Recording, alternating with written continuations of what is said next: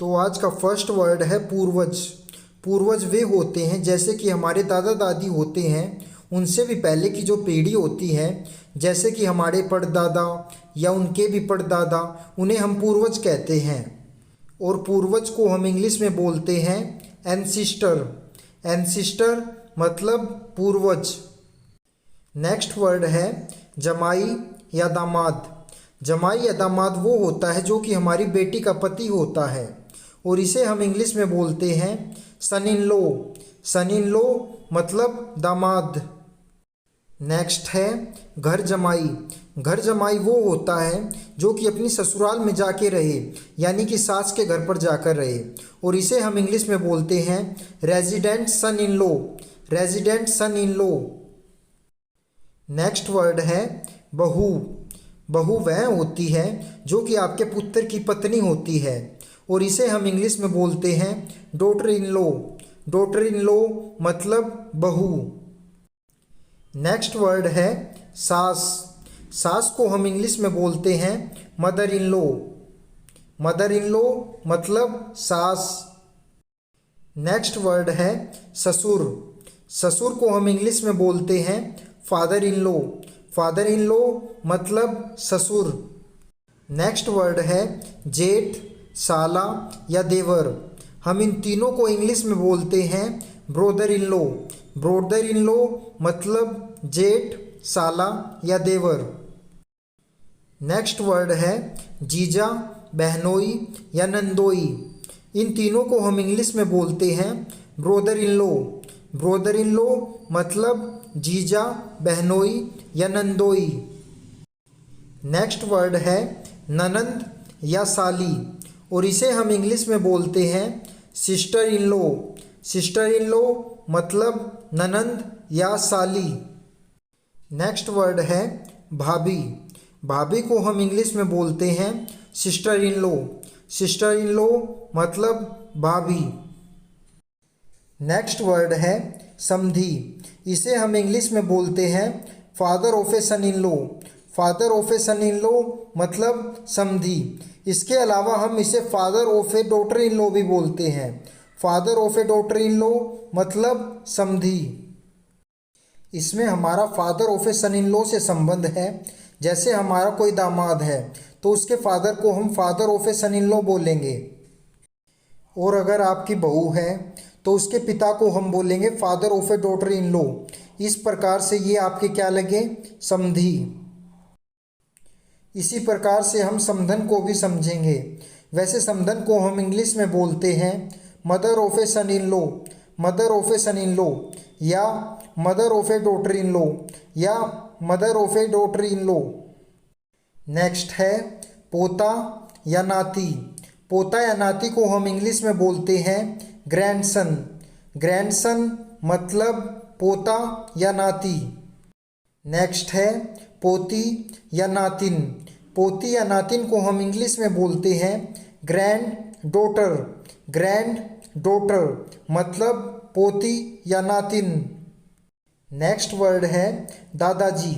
दादाजी को हम इंग्लिश में बोलते हैं paternal grand father. Paternal grand father मतलब दादाजी। नेक्स्ट वर्ड है दादी जी।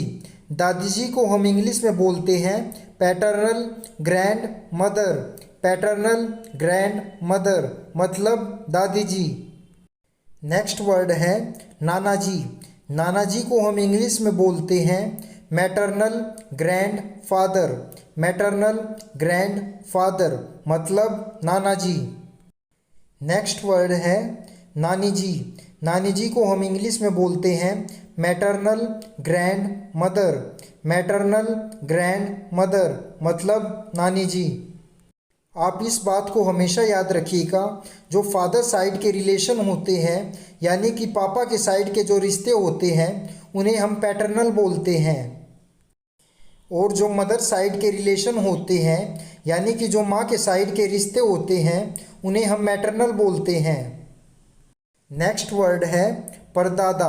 परदादा हमारे पापा के दादा होते हैं, उन्हें हम इंग्लिश में बोलते हैं paternal great grand father, paternal great grand father मतलब परदादा। नेक्स्ट वर्ड है परदादी। परदादी हमारे पिता की दादी होती है और इसे हम इंग्लिश में बोलते हैं paternal great grand mother, paternal great grand mother यानी कि परदादी। नेक्स्ट वर्ड है पड़नाना।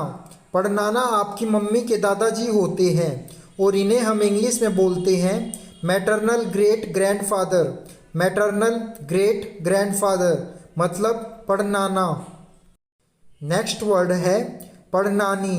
पड़नानी हमारी मम्मी की दादी होती हैं और इन्हें हम इंग्लिश में बोलते हैं maternal great grand mother, maternal great grand mother मतलब पड़नानी।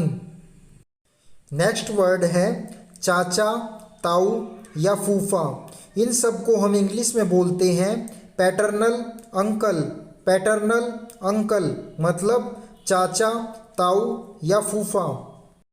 नेक्स्ट वर्ड है चाची, ताई या बुआ। इन सभी को हम इंग्लिश में बोलते हैं पैटर्नल आंट, पैटर्नल आंट मतलब चाची, ताई, बुआ। नेक्स्ट वर्ड है मामा या मौसा।